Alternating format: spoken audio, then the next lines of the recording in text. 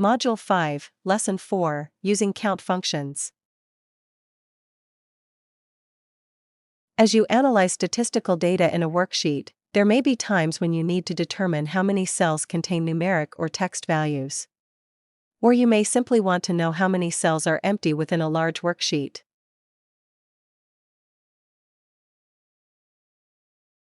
Excel provides the COUNT, COUNTA, and COUNT functions, which can each assist with these types of analysis.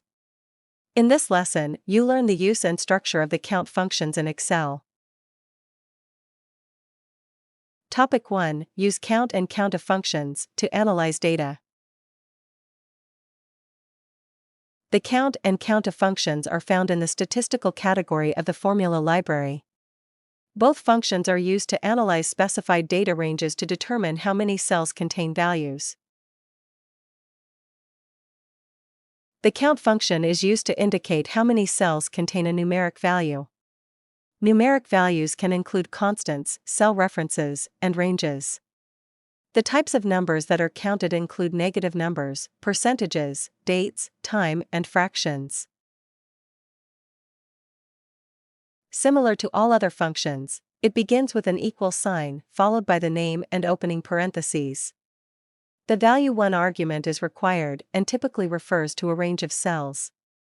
All other arguments are optional. The COUNTA function counts the number of cells that are not empty in a specified range. Values that are counted include numbers, text, logical values, error values, and empty text strings. The COUNTA function does not count cells that are completely empty. The function begins with an equal sign, followed by the name and opening parentheses.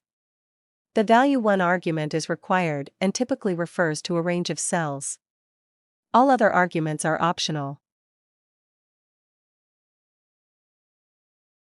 Thank you for watching. See you in the next topic. Use the COUNT function.